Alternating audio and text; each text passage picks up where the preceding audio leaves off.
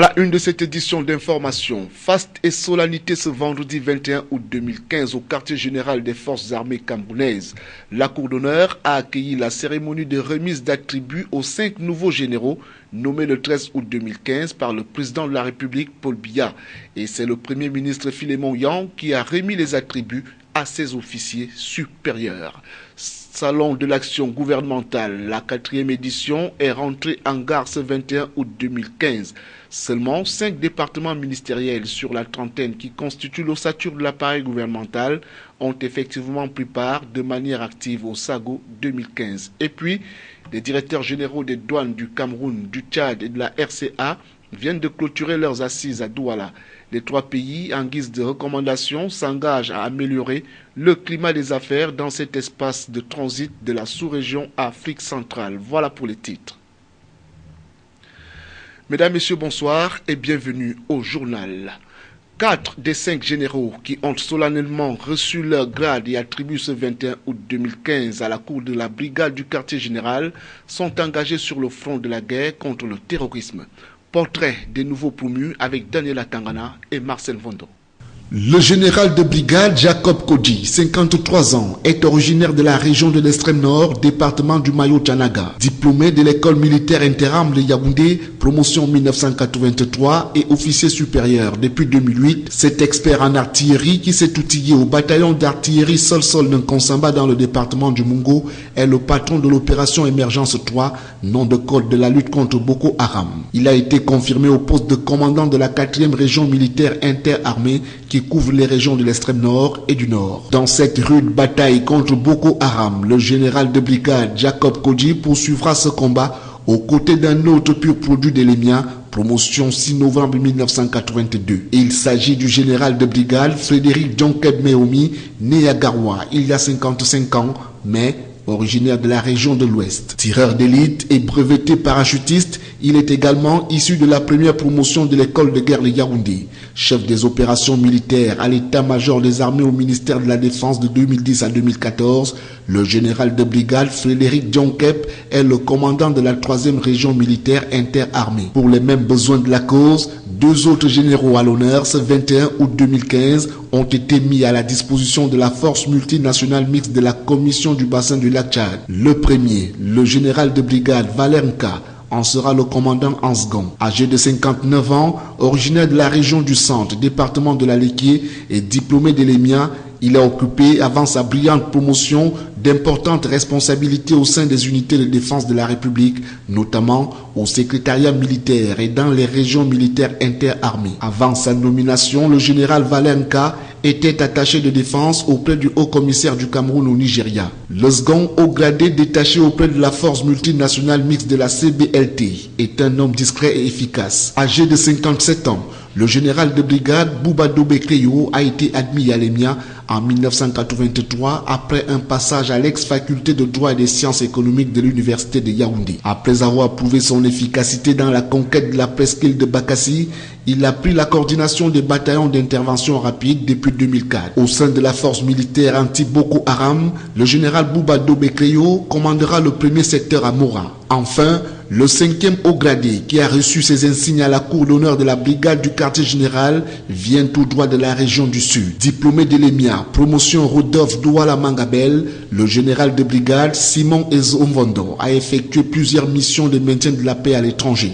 Il est également titulaire de plusieurs parchemins obtenus dans de prestigieuses écoles occidentales. Jusqu'à son élévation au grade de général le 13 août 2015, il était commandant de la 11e brigade d'infanterie motorisée à Ebolova. Voici à présent les réactions des promus recueillies par nos reporters. On m'a nommé à une nouvelle fonction, commandant du secteur niveau 1 de la force multinationale de la CBLT. Et vous savez très bien que nous allons là-bas pour combattre le phénomène de Boko Haram. Et c'est un challenge très difficile, mais nous allons vaincre. C'est un sentiment de joie, un sentiment de satisfaction. Je voulais profiter pour remercier toute la hiérarchie militaire et remercier le chef de l'État qui m'a nommé au grade de général. Les défis sont énormes et multiformes, donc nous les attendons, nous sommes prêts à les affronter. Nous allons nous battre pour les affronter. Je n'ai pas de parole pour exprimer la joie qui m'anime. Parce qu'en 85, lorsque j'arborais pour la première les épaulettes d'officier, bon, pour moi c'était terminé. Et quand j'arborais également l'épaulette de colonel, pour moi la carrière était remplie. Je suis agréablement surpris par cette marque ô combien prestigieuse que le chef de l'État a bien voulu marquer à mon endroit. Je vais continuer à commander la 4e région militaire interarmée sans intérim cette fois-ci. Donc je vais continuer la mission qui m'était déjà confiée. Vous savez, comme je l'ai dit au début, il y a des problèmes réels au niveau de nos frontières. Et notre mission, on ne doit pas faillir, c'est qu'aucun centimètre de notre pays ne soit mis en cause. Ça c'est d'un. De deux, que les Camerounais qui aiment la paix, les Camerounais qui sont un peuple de paix, puissent continuer à vivre toujours en paix. Ça c'est notre challenge. Émotion et joie.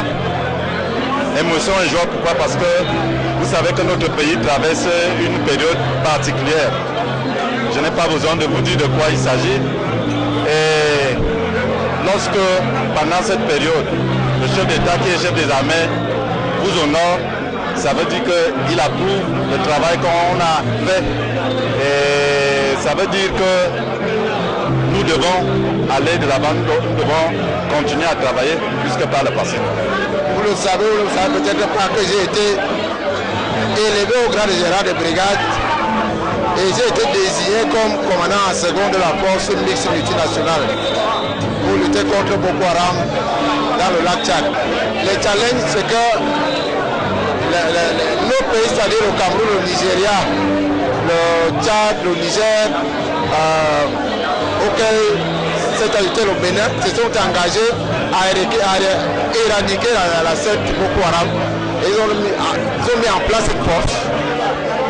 Le commandant de la force est nigérian, un général de division, et je suis son second.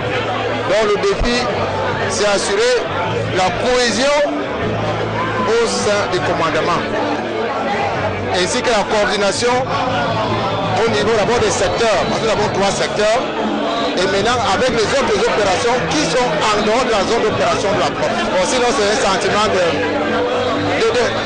couronnement d'une carrière.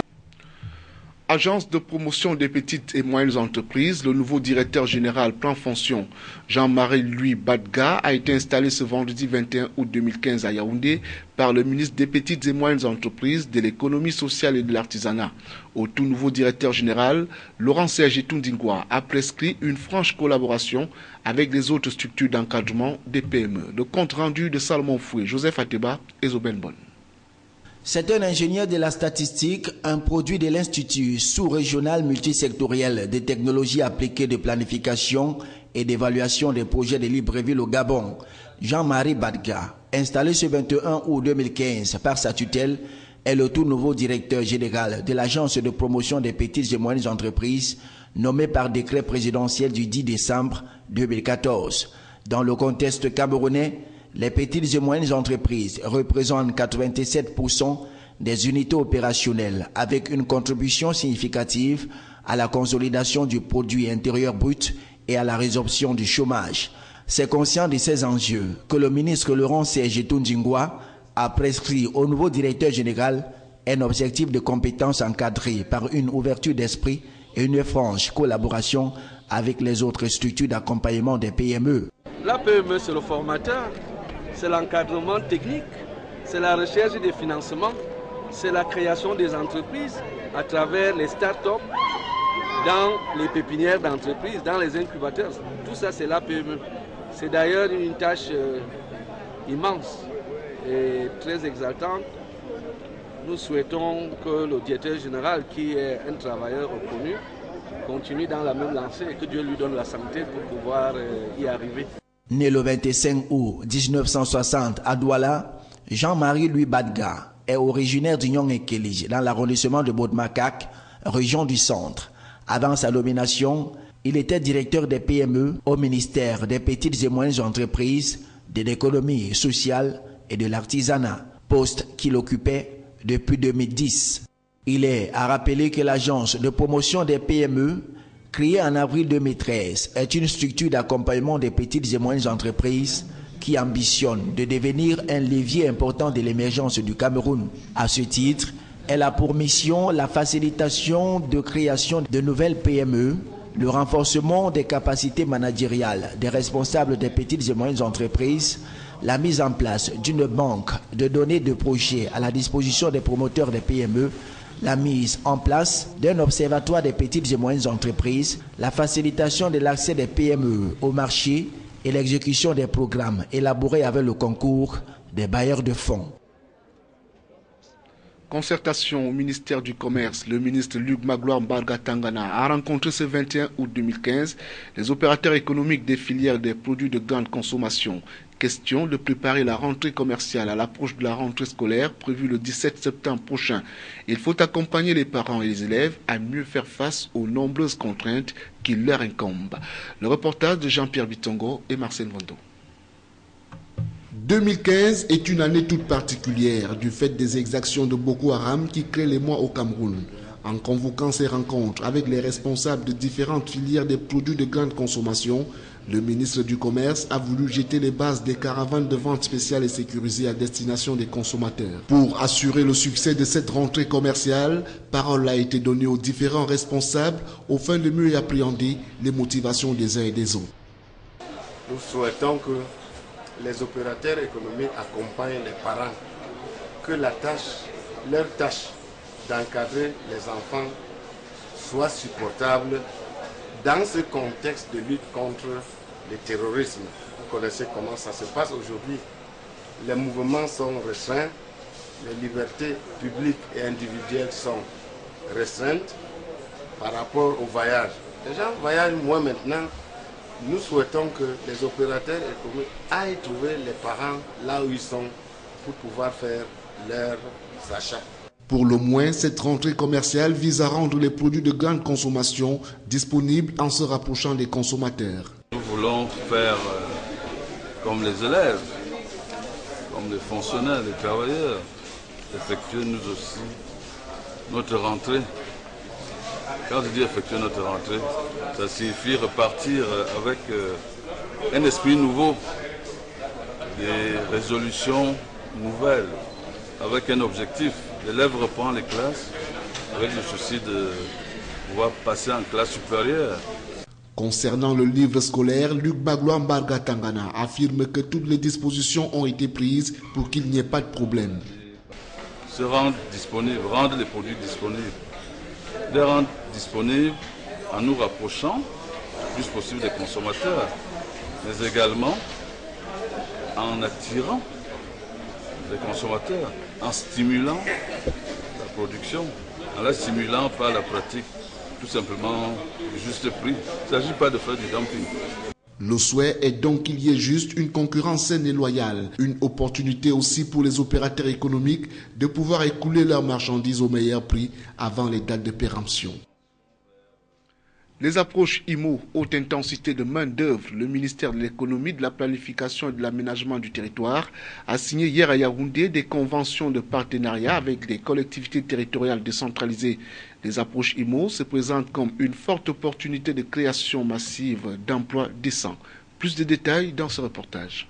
En effet, l'approche IMO est une alternative à la technologie haute intensité d'équipement qui combine de façon optimale l'équipement léger, la main-d'œuvre intensive et les matériaux locaux pour la réalisation des projets, tout en considérant attentivement les questions de coût et de qualité. À en croire le ministre Emmanuel Nganou Djoumessi, l'approche IMO présente plusieurs avantages, notamment la création significative d'un plus grand nombre d'emplois non qualifiés ou peu qualifiés, la valorisation des matériaux locaux, la réduction des coûts de réalisation des ouvrages, la distribution des revenus aux populations locales, l'allègement du déficit de la balance commerciale et le transfert de compétences aux communautés locales. C'est donc en application de plusieurs directives que le MINEPAT a entrepris depuis 2012 de vulgariser les approches IMO auprès des collectivités territoriales décentralisées. Nous voulons dire que c'est un début de réponse, sinon une réponse significative aux problèmes d'emploi jeunes, aux problèmes de développement de notre arrondissement, aux problèmes d'assainissement par rapport aux inondations que nous avons subies ces derniers temps, conséquent aux précipitations qui ont créé des calamités dans notre arrondissement. Pour la poursuite de ces réalisations démonstratives suivant la technique IMO, 9 collectivités territoriales décentralisées ont été retenues. Et il est attendu de celles-ci la création de près de 1400 emplois nouveaux pour environ 650 millions de salaires cumulés distribués. Les différents ouvrages seront financés sur le budget d'investissement public des exercices 2015-2016. Je voudrais vous donner à partir de ce que nous venons de faire, puisque ça a fait l'objet d'une étude. Chers amis, vous qui venez souvent à Consama, si vous venez, dans un an, vous viendrez voir la route qui va de l'hôtel du Mungo, n'est-ce pas, à l'hôpital. Et vous verrez que cette route est entièrement faite, sera entièrement faite avec une très belle architecture. Ce sera grâce au projet IMO. Ces fonds qui seront mis à disposition étant des fonds publics, le ministre Emmanuel Nganou-Djoumessi a demandé aux bénéficiaires de les gérer avec rigueur afin que les objectifs poursuivis soient atteints. Dans la suite du journal, paquet minimum, la décentralisation est effective au niveau du ministère de l'Éducation de base.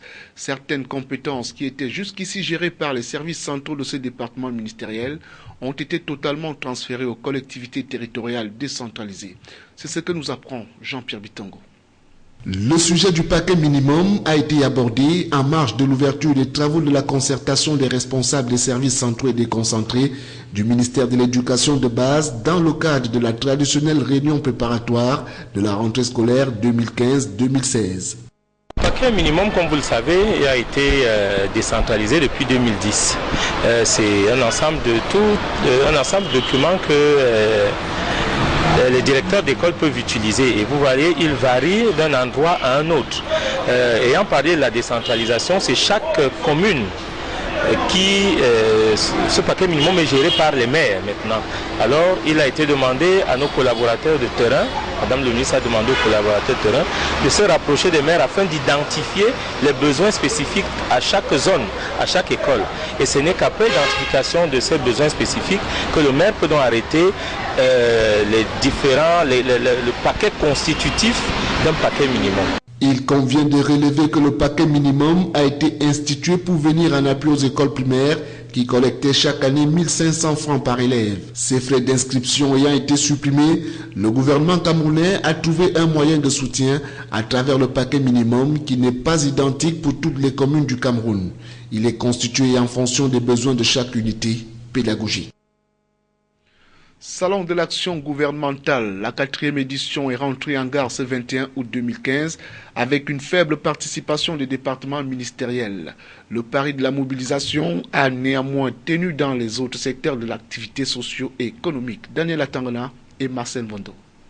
5 départements ministériels sur la trentaine qui constituent l'ossature de l'appareil gouvernemental ont effectivement pris part de manière active au SAGO 2015, en conformité avec le thème principal de cette 5e édition qui tournait autour de la mise en œuvre du plan d'urgence et l'efficacité du travail gouvernemental. Chaque structure déployée au Palais des Sports de Yaoundé a présenté quelques articulations des grandes lignes de son plan d'action. Dans le stand du ministère de l'économie, de la planification et de l'aménagement du territoire, le programme national de développement participatif, les projets axés sur la réduction de la pauvreté à la base et la nécessité pour les petites entités économiques de se constituer en groupement pour bénéficier des opportunités offertes par la nouvelle banque des petites et moyennes entreprises étaient au centre des préoccupations.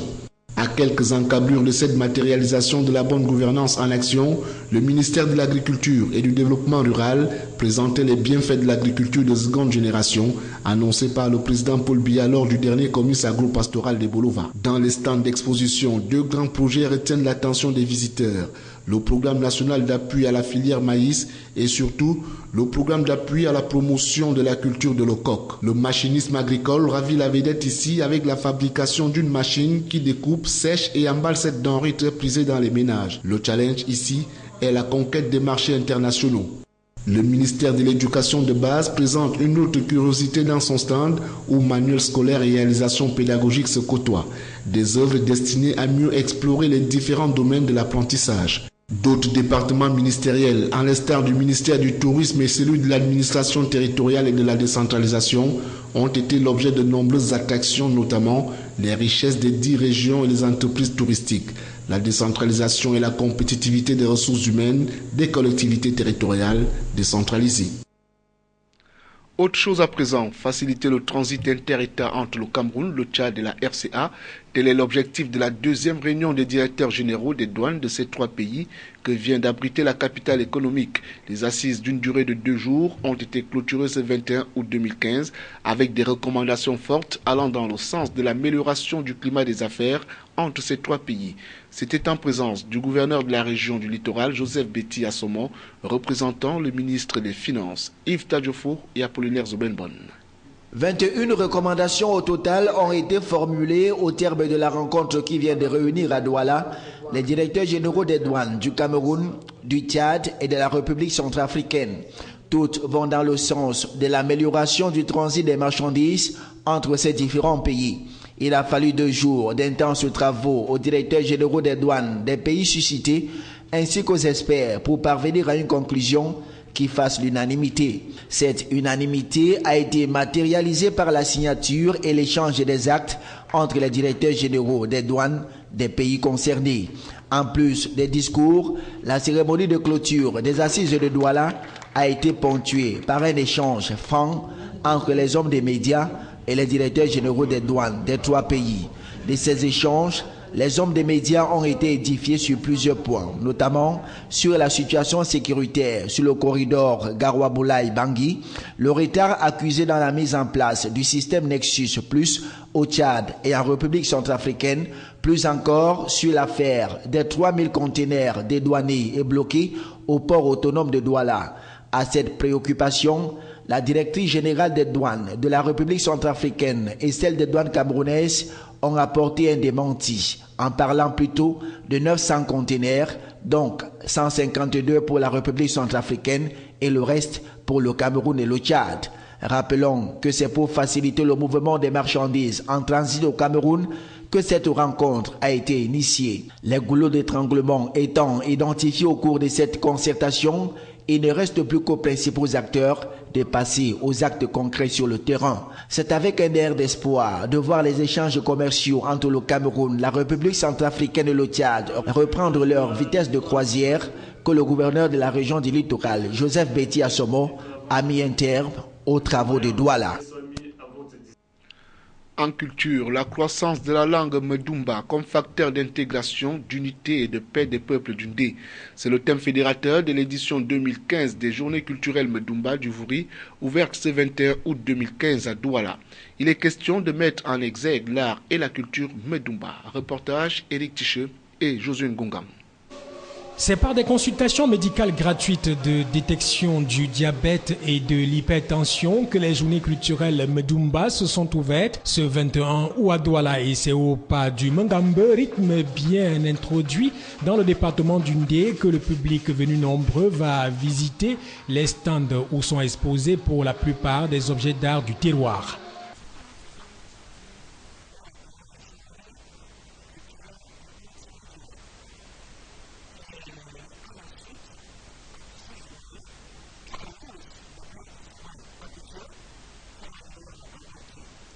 Parler, lire, écrire et chanter en langue Medumba, un impérieux exercice que chaque fils et fille du Ndé doit s'y atteler au quotidien. C'est le leitmotiv de la session Kunti Medumba du Vouri qui pense que connaître la langue Medumba est un facteur d'intégration, d'unité et de paix des peuples du Ndé.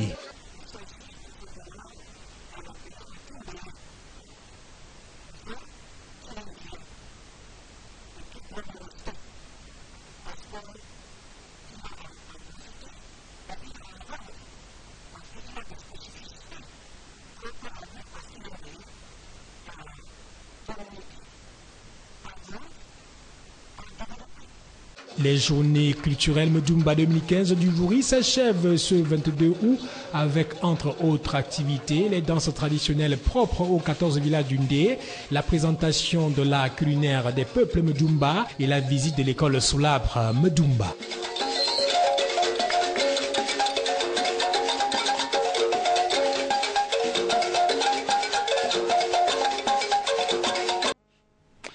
Et nous voici en sport. Assemblée générale adoptive des statuts de la Ligue régionale de football pour le Nord. Le gouverneur de la région, Jean Abaté, dit, en présence du préfet de la Benue, du délégué du gouvernement, du chargé des missions du comité de normalisation de la FECAFOOT, le professeur James Mwang Kobila, permettre le bon déroulement du processus de l'Assemblée générale de Garoua. Et c'est dans ce climat fort serein que les délégués ont adopté à l'unanimité les nouveaux statuts de la Ligue régionale de football du Nord.